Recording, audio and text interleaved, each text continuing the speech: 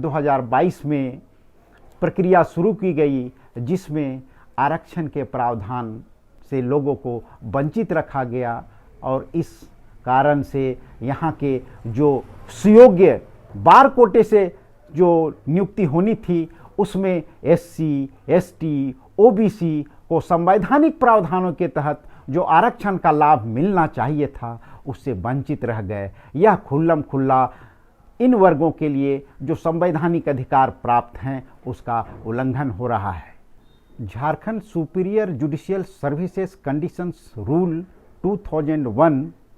के rule 4A के तहत जो डायरेक्ट एंट्री फ्रॉम बार है उसमें आरक्षण का प्रावधान झारखंड में दुर्भाग्यवश अभी तक नहीं किया गया है, जबकि भारत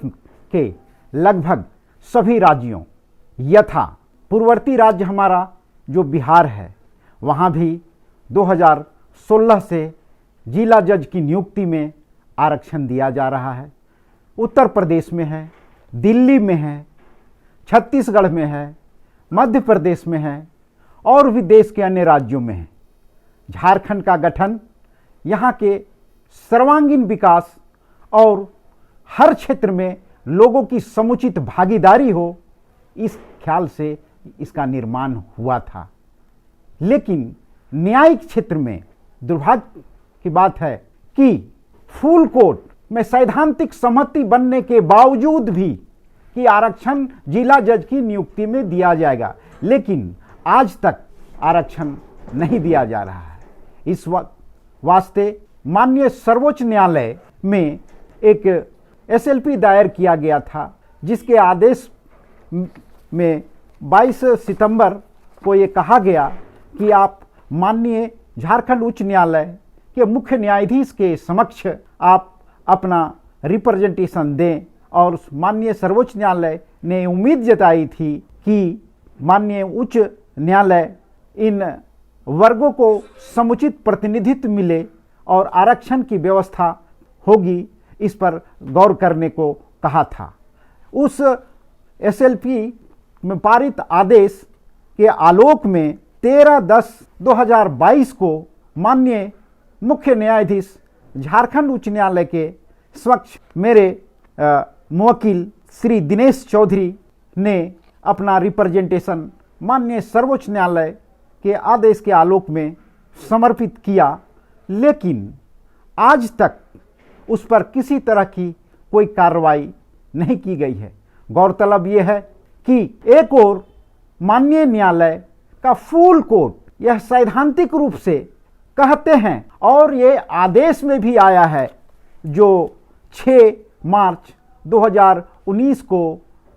डिवीजन बेंच द्वारा जो आदेश पारित है उसमें उन्होंने स्पष्ट तौर पर काउंटर एफिडेविट दाखिल कर कहा था कि वर्तमान में जो नियुक्ति हो रही है, चूंकि सिलेक्शन प्रोसेस प्रारंभ हो चुका है इसलिए इसमें दिया नहीं जा सकता है, लेकिन भविष्य में जो भी नियुक्तियां होंगी उसमें दिया जाएगा। लेकिन अपने ही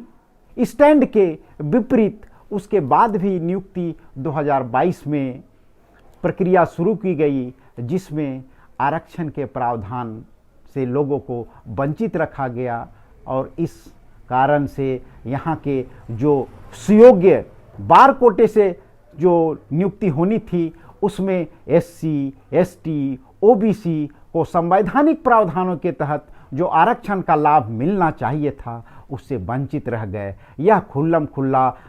इन वर्गों के लिए जो संवैधानिक अधिकार प्राप्त हैं उसका उल्लंघन हो रहा है। रास्ता तो चूंकि यह है कि लोक प्रजातांत्रिक देश है और डेमोक्रेसी में we the people are the ultimate master. We are under the provision of the constitution, we are knocking the door of the temple of justice to get the legitimate share in the judiciary so that the goal of the social justice may be attained and the dream of the Dr. B. Ambedkar would be fulfilled। देखिए, social justice का जो सपना है